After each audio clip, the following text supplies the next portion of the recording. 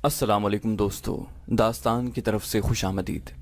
दोस्तों, ये सिलसिला सुल्तान सलाहुद्दीन अय्यूबी के दौर की हकीकी कहानियों पर मबनी ईमान फरोशों की दास्तान है। उम्मीद करते हैं आपको ये पसंद आएगा और आपके इल्म में इजाफा करेगा। आगे बढ़ने से पहले आपसे गुजारिश है कि अगर अभी तक आप दास्तान के सब्सक्राइबर नहीं हैं तो इसे सब्सक्राइब कीजिए और बेल आइकन पर क्लिक कीजिए ताकि आपको तमाम कहानियां बिला ताखीर मिलती रहें। और इस वीडियो को लाइक, शेयर और कमेंट करके हमें बताइए कि आपको हमारी वीडियो कैसी लगी। आइए कहानी की तरफ चलते हैं। मेले की आखिरी रात थी। पूरा चांद उभरता आ रहा था। सहरा की फजा शीशे की तरह शफाफ थी। मेले में इंसानों के हुजूम का कोई शुमार न था।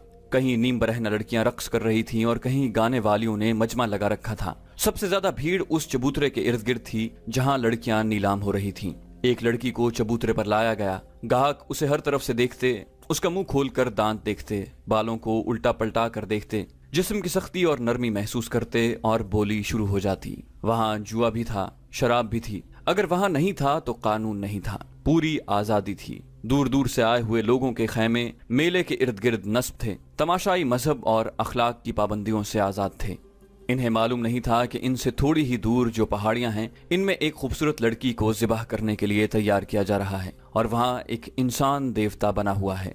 वो इतना ही जानते थे कि इन पहाड़ियों में घिरा हुआ इलाका देवताओं का पाया तख्त है, जहां जिन और भूत पहरा देते हैं और कोई इंसान वहां जाने की सोच भी नहीं सकता।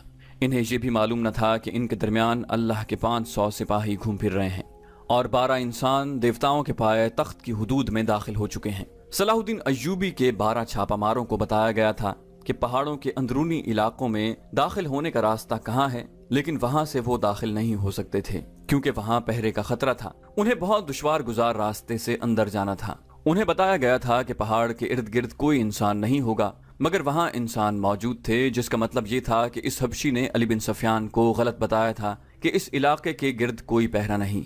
पहाड़ियों का यह खित्ता 1 मील भी लंबा नहीं था और इसी कदर चौड़ा था। वो चूंकि तरबियत याफ्ता छापामार थे, इसलिए वो बिखर कर और एहतियात से आगे गए थे। एक छापामार को इत्तेफाक से एक दरख्त के करीब एक मुतहर्रिक साया नजर आया। छापामार छुपता और रेंगता उसके अकब में चला गया। करीब जाकर उस पर झपट पड़ा। उसकी गर्दन बाजू के शिकंजे में लेकर खंजर की नोक उसके दिल पर रख दी। गर्दन ढीली छोड़कर उससे पूछा कि तुम यहाँ क्या कर रहे हो और यहाँ किस किस्म का पहरा है। वो हबशी था। छापामार अरबी में बोल रहा था, जो हबशी समझ नहीं सकता था। इतने में एक और छापा मारा गया। उसने भी खंजर हबशी के सीने पर रख दिया। उन्होंने इशारों से पूछा तो हबशी ने इशारों में जवाब दिया, जिससे शक होता था कि यहाँ पहरा मौजूद है।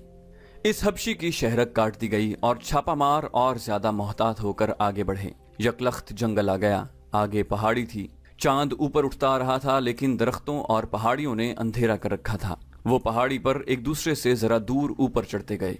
अंदर के इलाके में जहां लड़की को पुरोहित के हवाले किया गया था, कोई और ही सरगर्मी थी। पत्थर के चेहरे के सामने चबूतरे पर एक कालीन बिछा हुआ था। उस पर चौड़े फल वाली तलवार रखी थी। उसके करीब एक चौड़ा बर्तन रखा था और कालीन पर फूल बिखरे हुए थे। उसके करीब आग जल रही थी। चबूतरे के चारों किनारों पर दिए जलाकर चरागा किया गया था। वहां 4 लड़कियां घूम फिर रही थीं। उनका लिबास 2-2 चौड़े पत्ते थे और बाकी जिस्म बरहना।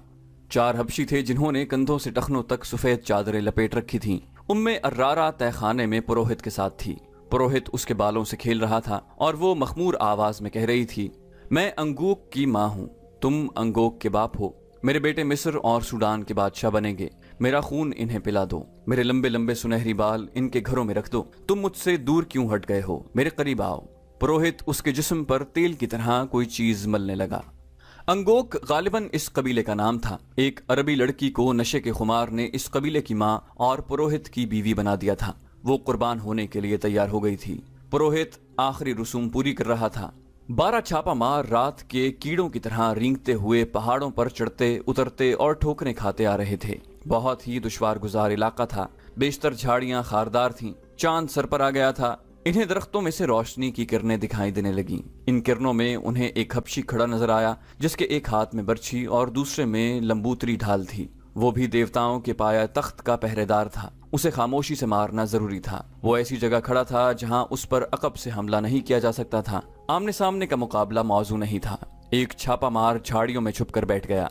दूसरे ने उसके सामने एक पत्थर फेंका, जिसने गिरकर और लुढ़क कर आवाज पैदा की। हबशी बिदका और इस तरफ आया। वो यूं ही झाड़ी में छुपे हुए छापामार के सामने आया, उसकी गर्दन एक बाजू के शिकंजे में आ गई और एक खंजर उसके दिल में उतर गया। छापामार कुछ देर वहां रुके और एहतियात से आगे चल पड़े। उम्मे अर्रारा कुर्बानी के लिए तैयार हो चुकी थी। पुरोहित ने आखिरी बार उसे अपने सीने से लगाया और उसका हाथ थामकर सीढ़ियों की तरफ चल पड़ा। बाहर के 4 हबशी मर्दों और लड़कियों को पत्थर के सर और चेहरे के मुंह में रोशनी नजर आई तो वो मुंह के सामने सजदे में गिर गए। पुरोहित ने अपनी जबान में एक ऐलान किया और मुंह से उतर आया। उम्मे अर्रारा उसके साथ थी। उसे वो कालीन पर ले गया। मर्द और लड़कियां उनके इर्द गिर्द खड़ी हो गईं। उम्मे अर्रारा ने अरबी जबान में कहा, मैं अंगोक के बेटों और बेटियों के लिए अपनी गर्दन कटवा रही हूँ। मैं इनके गुनाहों का कफारा अदा कर रही हूँ। मेरी गर्दन काट दो, मेरा सर अंगोक के देवताओं के कदमों में रख दो। देवता इस सर पर मिस्र और सूडान का ताज रखेंगे। चारों आदमी और लड़कियां एक बार फिर सजदे में गिर गईं। पुरोहित ने उम्मे अर्रारा को कालीन पर दोजानू बिठाकर उसका सर आगे झुका दिया और वो तलवार उठा ली जिसका फल पूरे हाथ जितना चौड़ा था। एक छापामार जो सबसे आगे था रुक गया। उसने सरगोशी करके पीछे आने वाले को रोक लिया। पहाड़ी की बुलंदी से उन्हें चबूतरा और पत्थर का सर नजर आया। चबूतरे पर एक लड़की दोजानू बैठी थी जिसका सर झुका हुआ था।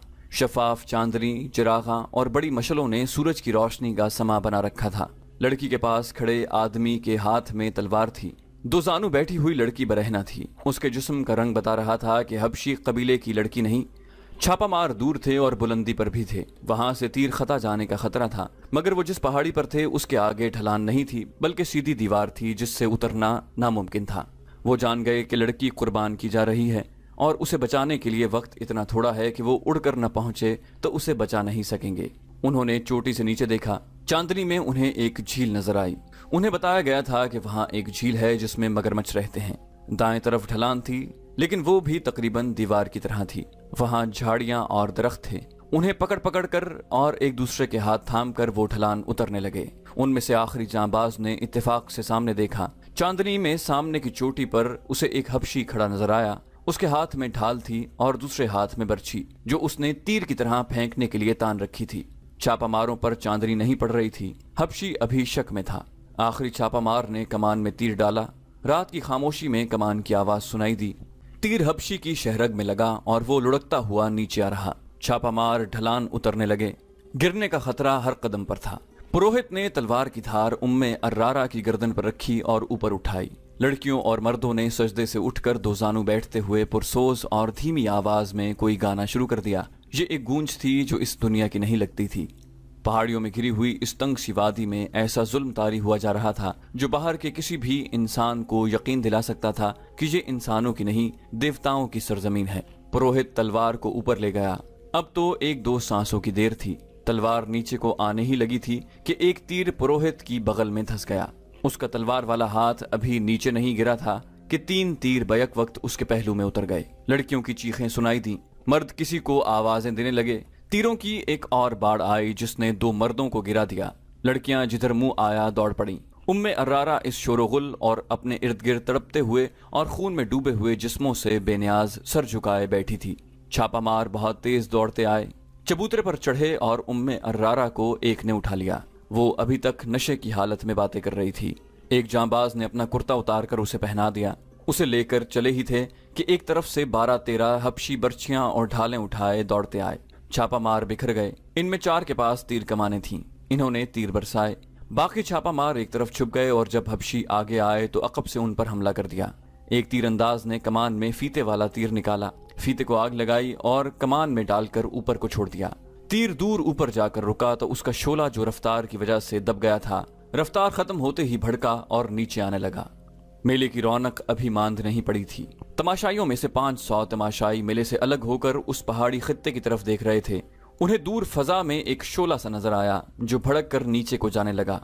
वो घोड़ों और ऊंटों पर सवार हुए। उनके कमानदार साथ थे। पहले तो वो आहिस्ता आहिस्ता चले ताकि किसी को शक न हो। जरा दूर जाकर उन्होंने घोड़े दौड़ा दिए। तमाशाई मेले में शराब, जुए और नाचने गाने वाली लड़कियों और इस्मत फरोश औरतों में इतने मगन थे कि किसी को कानो कान खबर न हुई कि इनके देवताओं पर क्या कयामत टूट पड़ी है। छापामार ने इस खतरे की वजह से आतशी तीर चला दिया था कि हबशियों की तादाद ज्यादा होगी, मगर फौज वहां पहुंची तो वहां 12-13 लाशें हबशियों की और 2 लाशें छापामार शहीदों की पड़ी थीं। वो बर्छियों से शहीद हुए थे। कमानदारों ने वहां का जायजा लिया, पत्थर के मुंह में गए और तहखाने में जा पहुंचे। वहां उन्हें जो चीजें हाथ लगी वो उठा लीं। उनमें एक फूल भी था जो कुदरती नहीं बल्कि कपड़े से बनाया गया था।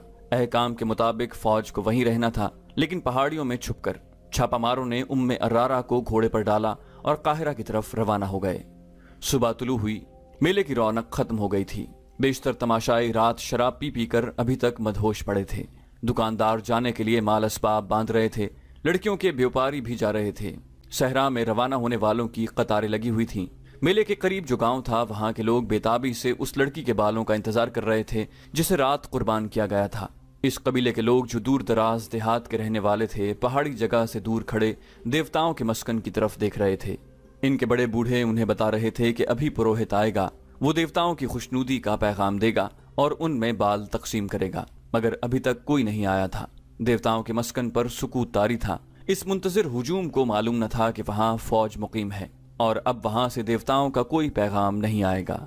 दिन गुजरता गया। कबीले के जिन नौजवानों ने कुर्बानी की बातें सुनी थी, उन्हें शक होने लगा कि ये सब झूठ है। दिन गुजर गया।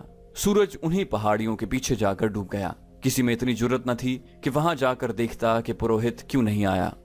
सुल्तान अय्यूबी ने कहा, तबीब को बुलाओ, लड़की पर नशे का असर है। उम्मे अर्रारा उसके सामने बैठी थी और कह रही थी, मैं अंगोक की माँ हूँ। तुम कौन हो? तुम देवता नहीं हो। मेरा शौहर कहाँ है? मेरा सर काटो और देवताओं को दे दो। मुझे मेरे बेटों पर कुर्बान कर दो। वो बोले जा रही थी, मगर अब उस पर गुनूदगी भी तारी हो रही थी। उसका सर डोल रहा था। तबीब ने आते ही उसकी कैफियत देखी और उसे कोई दवाई दे दी। जरा सी देर में उसकी आंखें बंद हो गईं। उसे लिटा दिया गया और वो गहरी नींद सो गई। सुल्तान अय्यूबी को तफसील से बताया गया कि पहाड़ी खित्ते में क्या हुआ और वहां क्या मिला है। उसने अपने नायब सालार अल नासिर और बहाउद्दीन शद्दाद को हुक्म दिया कि 500 सवार ले जाएं, जरूरी सामान ले जाएं और उस बुत को मसमार कर दें, मगर उस जगह को फौज के घेरे में रखें। हमले की सूरत में मुकाबला करें। अगर वो लोग दब जाएं और लड़ न सकें तो उन्हें वो जगह दिखाकर प्यार और मोहब्बत से समझाएं कि ये महज एक फरेब था। शद्दाद ने अपनी डायरी में, जो अरबी जबान में लिखी गई थी, इस वाक़े को यूं बयान किया है कि वो 500 सवारों के साथ वहां पहुंचा। रहनुमाई उस फौज के कमांडार ने की जो पहले ही वहां मौजूद था। सैकड़ों सुडानी हबशी दूर दूर खड़े थे। इनमें से बाज घोड़ों और ऊंटों पर सवार थे। उनके पास बर्छियां, तलवारें और कमानें थीं। हमने अपने तमाम तर सवारों को उस पहाड़ी जगह के इर्द गिर्द इस तरह खड़ा कर दिया कि उनके मुंह बाहर की तरफ और उनकी कमानों में तीर थे, और जिनके पास कमाने नहीं थीं उनके हाथों में बर्छियां थीं। खतरा खूरेज लड़ाई का था। मैं अल नासिर के साथ अंदर गया। बुत को देखकर मैंने कहा कि फिरौनों की यादगार है। हबशियों की लाशें पड़ी थीं।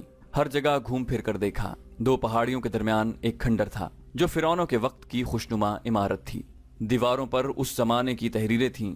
अल्फाज लकीरों वाली तस्वीरों की मानिंद थे। कोई शुबा न रहा कि ये फिरौनों की जगह थी। दीवार जैसी एक पहाड़ी के दामन में झील थी जिसके अंदर और बाहर 2-2 कदम लंबे मगरमच्छ थे। झील का पानी पहाड़ी के दामन को काट कर पहाड़ी के नीचे चला गया था। पानी के ऊपर पहाड़ी की छत थी। जगह खौफनाक थी। हमें देखकर बहुत सारे मगरमच्छ किनारे पर आ गए और हमें देखने लगे। मैंने सिपाहियों से कहा, हबशियों की लाशें झील में फेंक दो, ये भूखे हैं। वो लाशें घसीट कर लाए और झील में फेंक दी। मगरमच्छों की तादाद का अंदाजा नहीं, पूरी फौज थी। लाशों के सर बाहर रहे और ये सर पानी में दौड़ते पहाड़ी के अंदर चले गए। फिर पुरोहित की लाश आई। उसने दूसरे इंसानों को मगरमच्छों के आगे फेंका था। हमने उसे भी झील में फेंक दिया। 2 सिपाही 4 सुडानी लड़कियों को लाए। वो कहीं छुपी हुई और उरियां थीं। कमर के साथ एक पत्ता आगे एक पीछे बंधा था। मैंने और अल नासिर ने मुंह फेर लिए। सिपाहियों से कहा कि इन्हें मस्तूर करो। जब उनके जिस्म कपड़ों में छुप गए तो देखा वो बहुत खूबसूरत थीं, रोती थीं, डरती थीं। हमारे तर्जुमान को उन्होंने वहां का हाल अपनी जबान में बयान किया जो बहुत शर्मनाक था। मुसलमान को औरत जात का ये हाल बर्दाश्त नहीं करना चाहिए। औरत अपनी हो, किसी और की हो, काफिर हो, इस्लाम उसे बेटी कहता है। इन 4 लड़कियों का बयान जाहिर करता था कि वो फिरौनों को खुदा मानती हैं। इनका कबीला इंसान को खुदा मानता है। ये जगह खुशनुमा थी। सारे सहरा में सरसब्ज थी। अंदर पानी का चश्मा था जिसने झील बनाई। दरख्त थे जिन्होंने साया दिया। किसी फिरौन को ये मकाम पसंद आया तो इसे तफरीह का मकाम बनाया। अपनी खुदाई के सबूत में ये बुत बनाया। इसमें तहखाना रखा और यहाँ ऐश की। आसमान ने कोई और रंग दिखाया। सूरज उधर से इधर हो गया। फिरौनों के सितारे टूट गए और मिस्र में दूसरे बातिल मजहब आए। आखिर में हक की फतह हुई और मिस्र ने कलिमा ला इलाहा इल्लल्लाह सुना और खुदा के हुजूर सुरखरू हुआ। लेकिन किसी ने न जाना कि बातिल इन पहाड़ियों में जिंदा रहा। अल्हम्दुलिल्लाह हमने खुदा इज़्ज़ुजल से रहनुमाई ली। बातिल का ये नक्श भी उखाड़ा और इस रेगजार को पाक किया। उस जगह को सवारों के घेरे में लेकर फौज ने पत्थर के उस हैबतनाक बुत को मसमार कर दिया, चबूतरा भी गिरा दिया, तहखाना मलबे से भर दिया। बाहर सैकड़ों हबशी हैरान और खौफजदा खड़े थे कि ये क्या माजरा है। इन सबको बुलाकर अंदर ले जाया गया कि यहाँ कुछ भी नहीं था। चारों लड़कियां उनके हवाले की गईं। चारों के बाप और भाई वहां मौजूद थे। उन्होंने अपनी अपनी लड़की को अपने पास रखा। उन्हें बताया गया कि जहाँ एक बदकार आदमी रहता था वो मगरमच्छों को खिला दिया गया है। इन सैकड़ों हबशियों को इकट्ठा बिठाकर इनकी जबान में वाज दिया गया। वो सब खामोश रहे। उन्हें इस्लाम की दावत दी गई, वो फिर भी खामोश रहे। कभी कभी शक होता था जैसे उनकी आंखों में खून उतर आया है। उन्हें ये अल्फाज धमकी के लहजे में कहे गए, अगर तुम सच्चे खुदा को देखना चाहते हो तो वो हम तुम्हें दिखाएंगे। अगर तुम इसी जगह को जहां तुम बैठे हो अपने झूठे खुदाओं का घर कहते हो तो हम इन पहाड़ों को भी रेजा रेजा करके रेत के साथ मिला देंगे। फिर तुम देखोगे कि कौन सा खुदा सच्चा है। उधर काहिरा में उम्मे अर्रारा होश में आ चुकी थी। वो अपनी दास्तान सुना चुकी थी जो ऊपर बयान की गई है। कभी वो कहती थी कि उसने कोई ख्वाब देखा है। उसे सारी बातें याद आ गईं। उसने बताया कि पुरोहित उसे दिन रात बेआबरू करता था और फूल कई बार उसकी नाक के साथ लगाता था। उम्मे अर्रारा को बताया गया कि उसकी गर्दन कटने वाली थी। अगर छापा मार बर वक्त न पहुंच जाते तो उसका सर गार में और जिस्म मगरमच्छों के पेट में होता। नाजुक सी ये हसीन लड़की खौफ से कांपने लगी। उसके आंसू निकल आए। उसने सुल्तान अयूबी के हाथ चूम लिए और कहा, खुदा ने मुझे गुनाहों की सजा दी है। मैं अपने गुनाहों का एतराफ करना चाहती हूँ। खुदा के लिए मुझे पनाह में ले लें। उसकी ज़हनी कैफियत बहुत बुरी थी। उसने शाम के एक दौलतमंद ताजिर का नाम लेकर कहा कि वो उसकी बेटी है। ये मुसलमान ताजिर था। उसका दोस्ताना शाम के अमीरों के साथ था। उस वक्त के अमीर एक एक शहर या थोड़े थोड़े रकबे के खित्तों के हुक्मरान हुआ करते थे। मरकजी वजारत और खिलाफत के मातहत होती थी। ये उमरा 10वीं सदी के बाद पूरी तरह अय्याशियों में डूब गए थे। बड़े ताजरों से दोस्ती रखते थे, इनके साथ कारोबार भी करते थे और रिश्वत भी लेते थे। इनके हरमों में लड़कियों की अफरात रहती और शराब भी चलती थी। उम्मे अर्रारा ऐसे एक दौलतमंद ताजिर की बेटी थी जो अपने बाप के साथ 12-13 साल की उम्र में उमरा की रक्सो सुरूर की महफिलों में जाने लगी थी। बाप गालिबन देख रहा था कि लड़की खूबसूरत है, इसलिए वो उसे लड़कपन में ही उमरा की सोसाइटी का आदी बनाने लगा था। उम्मे अर्रारा ने बताया कि वो 14 साल की हुई तो उमरा ने उसमें दिलचस्पी लेनी शुरू कर दी। दो ने उसे बड़े कीमती तोहफे भी दिए। वो गुनाहों की इसी दुनिया की होकर रह गई। उम्र के 16वें साल वो बाप को बताए बगैर एक अमीर की दरपर्दा दाश्ता बन गई, मगर रहती अपने घर में थी। वो दौलत में जनी पली थी, शर्मो हया से आशना नहीं थी। 2-3 साल बाद वो बाप के हाथ से निकल गई और आजादी से 2 और उमरा से ताल्लुकात पैदा कर लिए। उसने खूबसूरती, चर्ब जबानी और मर्दों को उंगलियों पर नचाने में नाम पैदा कर लिया। बाप ने उसके साथ समझौता कर लिया। गुज़श्ता 6 साल से उसे एक और ही किस्म की ट्रेनिंग मिलने लगी थी। ये 3 उमरा ने मिलकर साजिश की थी जिसमें उसका बाप भी शरीक था। उसे खिलाफत की जड़ें खोखली करने की ट्रेनिंग दी जा रही थी। आगे चलकर इस साजिश में एक सलीबी भी शामिल हो गया।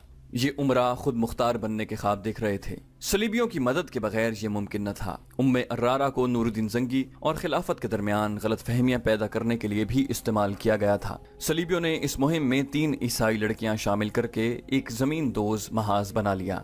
उन्होंने जब देखा कि मिस्र में सलाहुद्दीन अय्यूबी ने नाम पैदा कर लिया है और उसने 2 ऐसे कारनामे कर दिखाए हैं जिसने उसे मिस्र का वजीर और अमीर नहीं बल्कि बादशाह बना दिया है, तो उम्मे अर्रारा को खलीफा अल आजिद की खिदमत में तोहफे के तौर पर पेश किया गया।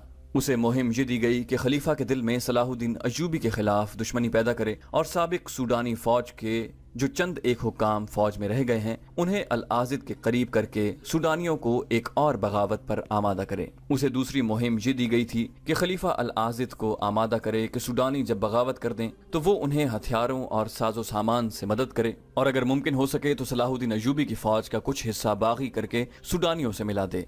खलीफा और कुछ न कर सके तो अपना मुहाफिज दस्ता सूडानियों के हवाले करके खुद सुल्तान अय्यूबी के पास जा पनाह ले और उसे कहे कि उसके मुहाफिज बागी हो गए हैं। मुख्तसर ये कि सलाहुद्दीन अय्यूबी के खिलाफ ऐसा महाज कायम किया जाए जो उसे मिस्र से भागने पर मजबूर कर दे और बाकी उम्र गुमनामी में गुजार जाए।